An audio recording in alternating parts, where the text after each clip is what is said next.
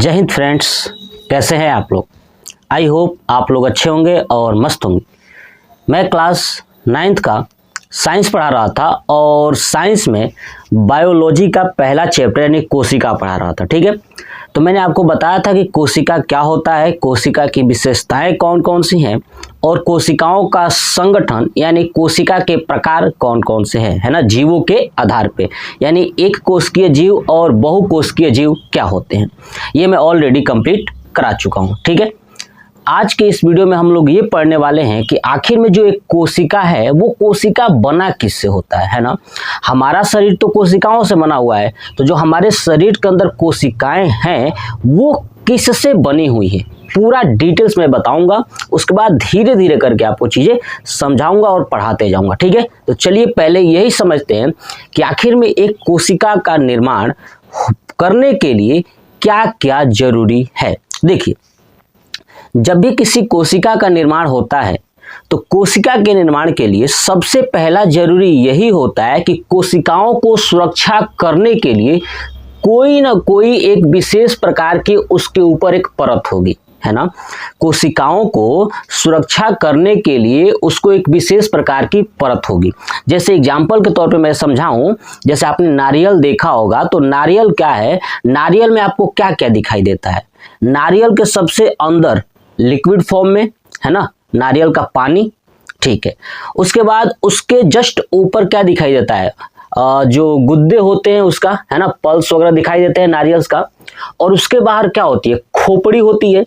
बस वही चीज मानव शरीर के अंदर जो कोशिकाएं हैं, पेड़ पौधों के अंदर कोशिकाएं हैं, है ना, उनको बिल्कुल एकदम नारियल की तरह ही कोशिकाएं हैं, बिल्कुल। ठीक है, वो एकदम जैसे कि नारियल में बाहर कठोर होता है, फिर अंदर गुद्दा होता है, उसके अंदर लिक्विड होता है, बिल्कुल उसी तरह कोशिकाएं बनी होती हैं। ठीक है, तो सबसे पहले आप समझिए कि जो कोशिकाएं होती है, कोशिकाओं को बनाने के लिए सबसे पहले बाह्य आवरण चाहिए। क्या चाहिए, बाह्य आवरण।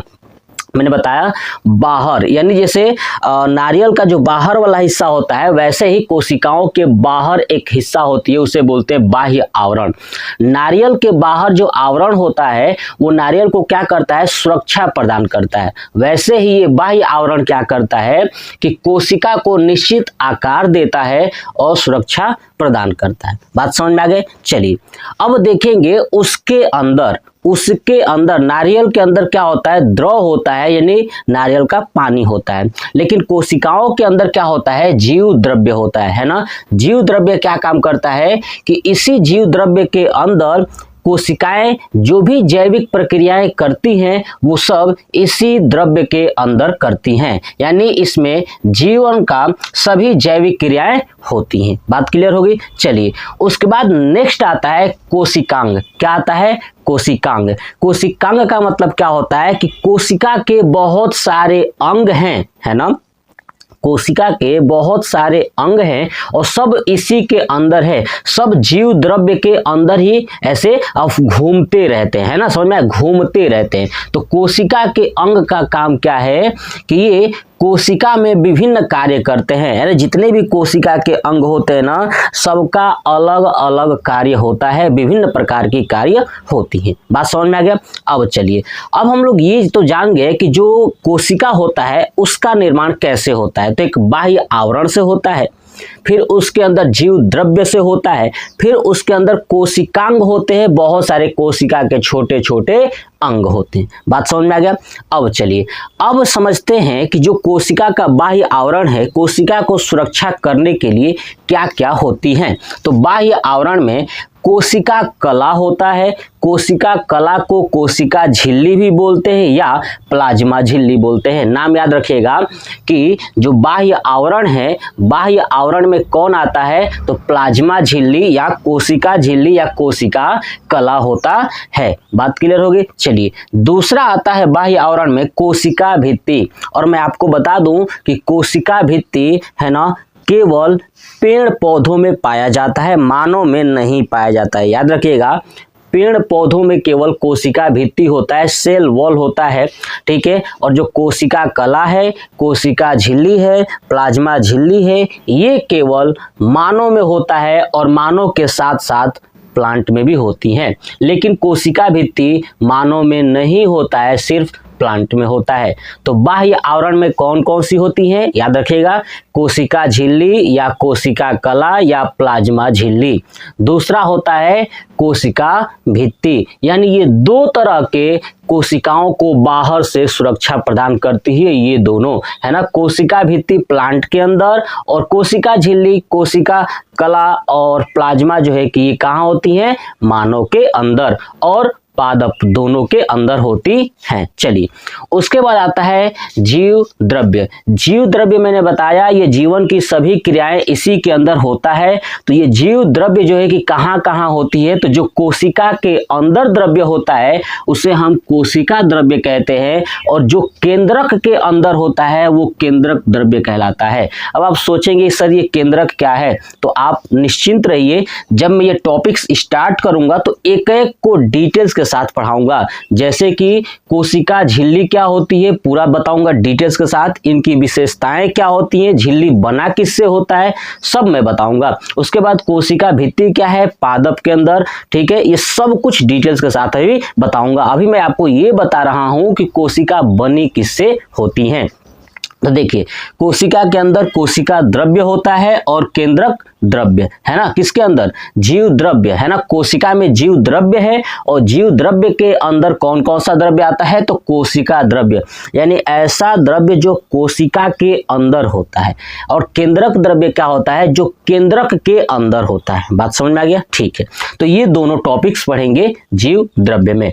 उसके बाद पढ़ेंगे कोशिका के अंग यानी कोशिकांग। देखिए, कोशिकांग तो बहुत सारी हैं, जितना मैंने लिखा है मैं आपको डिटेल्स के साथ स्टेप बाय स्टेप करके पढ़ाऊंगा। पहला पढ़ाऊंगा आपको माइटोकॉन्ड्रिया। क्या पढ़ाऊंगा, माइटोकॉन्ड्रिया। याद रखिएगा कि कोशिका के अंग माइटोकॉन्ड्रिया आपको पढ़ाऊंगा, जिसमें बताऊंगा कि माइटोकॉन्ड्रिया का अर्थ क्या है, माइटोकॉन्ड्रिया की खोज किसने किया था, और ये हमारे शरीर के अंदर जो कोशिका है उसके अंदर ये करता क्या है। ठीक है, चलिए दूसरा पढ़ेंगे राइबोसोम। ठीक है, याद रखिएगा राइबोसोम। तीसरा पढ़ेंगे गोल्जी बॉडी यानी गोल्जी काय, और चौथा पढ़ेंगे अंतःप्रद्वी जालिका है ना, एंडोप्लाज्मिक रेटिकुलम इसको इंग्लिश में बोलते हैं, यानी अंतःप्रद्वी जालिका आपको पढ़ाऊंगा। ठीक है, ये सब कोशिका के अंदर है, यानी पहला कौन सा पढ़ेंगे, माइटोकॉन्ड्रिया, राइबोसोम, गोल्जी बॉडी यानी गोल्जी काय, और नेक्स्ट अंतःप्रद्वी जालिका। उसके बाद पढ़ेंगे केंद्रक, और इसी केंद्रक के अंदर गुणसूत्र के बारे में बताऊंगा और डीएनए और आरएनए के बारे में बताऊंगा। आपने सुना होगा कि जब किसी को ये कहा जाए कि ये किसी का लड़का है, तो उसको पता कैसे किया जाता है कि भैया ये इसी का लड़का है, तो क्या चेक किया जाता है, डीएनए चेक किया जाता है। ठीक है, और कभी कभी बोलते हैं ना कि ये लड़का अपने मम्मी पे गया है, पापा पे गया है, तो वो कैसे निर्धारित होता है, तो वो गुणसूत्र से निर्धारित होता है। ये सब मैं जब केंद्रक पढ़ाऊंगा तो आपको बताऊंगा, ठीक है, कि गुणसूत्र क्या है, डीएनए और आरएनए क्या होता है ना, और ये केंद्रक, ये वही केंद्रक है जिसके अंदर जो द्रव्य होता है वो केंद्रक द्रव्य होता है। बात समझ में आ गया, ठीक है। और केंद्रक के अलावा सभी के पास जो द्रव्य होता है उस द्रव्य को बोलते हैं कोशिका द्रव्य। ठीक है, अब देखिए नेक्स्ट पढ़ेंगे सेंट्रोसोम। क्या पढ़ेंगे, सेंट्रोसोम। मैं आपको बताऊंगा कि सेंट्रोसोम क्या होता है, सेंट्रोसोम की खोज किसने किया था, और सेंट्रोसोम करता क्या है, सब कुछ पढ़ेंगे। बस आप निश्चिंत होके टॉपिक वाइज टॉपिक आप बने रहिए। नेक्स्ट पढ़ेंगे लाइसोसोम। क्या पढ़ेंगे, लाइसोसोम, यानी कोशिका का ये भी एक अंग होता है लाइसोसोम। कभी कभी क्या होता है कि इन कोशिकाओं में खराबी आ जाती है, जो कोशिका के अंग है इनमें खराबी आ जाती है, यानी कुछ काम नहीं करते हैं, तो लाइसोसोम उस टाइम इन कोशिकाओं के अंगों को मार देता है और मार करके खा जाता है, पचा लेता है, वो लाइसोसोम का काम है। ठीक है, चलिए नेक्स्ट पढ़ेंगे रिक्तिका यानी वॉक्यूल्स। जो रिक्तिका होती है ये क्या होती है, इन्हें कोशिका का जेब भी कहा जाता है। ठीक है, और भी डिटेल्स में आपको बताऊंगा, बस आपका ये इंट्रोडक्शन टाइप का समझ लीजिए। नेक्स्ट पढ़ेंगे लवक यानी प्लास्टिड है ना, ये कोशिका के अंग में हम लोग इतने सारे पढ़ने वाले हैं, और जीव द्रव्य में मैं आपको कोशिका द्रव्य और केंद्रक द्रव्य बताऊंगा। उसके बाद आपका जो है बाह्य आवरण में प्लाज्मा झिल्ली, कोशिका कला और दूसरा कोशिका भित्ति के बारे में डिटेल्स के साथ आपको बताने वाला हूं। तो ये मैंने आपको बताया कि जो कोशिकाएं होती हैं वो किससे बनी होती हैं, पूरा डिटेल्स मैंने समझा दिया। ठीक है, आप इसको नोट कर लीजिए और नोट करने के साथ आप वीडियो के साथ बने रहिएगा। मैं एक एक करके पढ़ाऊंगा, पहले बाह्य आवरण, उसके बाद जीव द्रव्य, उसके बाद मैं पढ़ाऊंगा कोशिका के अंग और लास्ट में एक टॉपिक्स बताऊंगा आपको, कोशिका विभाजन यानी सेल डिवीजन। यानी जब आप देखेंगे कि हम लोग की उंगली कट जाती है तो फिर देखोगे उंगली कटने के बाद, है ना, कटने के बाद धीरे धीरे धीरे धीरे वो सही होने लगता है। वो क्यों होता है वो जानेंगे कोशिका विभाजन में, यानी सेल डिवीजन में मैं आपको बताऊंगा कि ये कैसे होता है, हमारे अंदर कोशिकाओं का विभाजन कैसे होता है। सबसे पहले किस वैज्ञानिक ने कोशिका विभाजन के बारे में बताया था और उन्होंने देखा कैसे था, सब डिटेल्स हम लोग पढ़ने वाले हैं। तो सबसे पहले आप इसका स्क्रीनशॉट ले लें और अपने कॉपी पे A to Z जैसे जैसे मैंने वीडियो बनाया है वैसे आप कॉपी पे नोट्स बनाते चलिए। आप देखेंगे कि आपका जो नोट्स है ना वो ब्रह्मास्त्र हो जाएगा, बहुत ही बेहतरीन नोट्स होगा और आपको पढ़ने में भी मजा आएगा और चीज़ों को सीखने में भी मजा आएगा। ठीक है, तो अब आप जो है कि कमेंट बॉक्स में कमेंट करके बताइएगा कि आपको ये वीडियो कैसा लगा। जय हिंद।